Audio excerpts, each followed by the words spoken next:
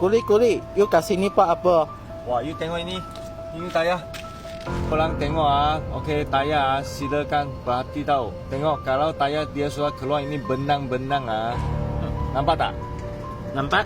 Tengok sini crack juga. Nampak tak? Ini Nampak. crack. Berhati-hati tau. Ini tayar sudah habis tau. Jangan pakai lagi, cepat pergi tukar.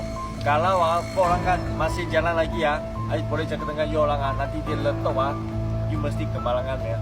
Oh, Faham, okey, faham.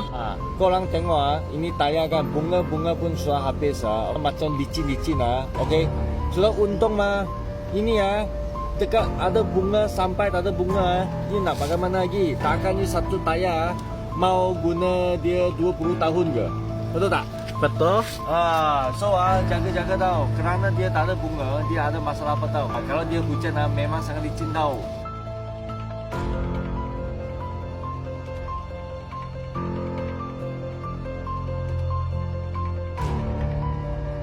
Oh, banyak susah lagi macam. Ya betul. So you orang kan sentiasa boleh cek you punya tayar. Jangan tunggu dia sampai botak macam ni baru tukar tau. Sangat bahaya. Okey. Okay?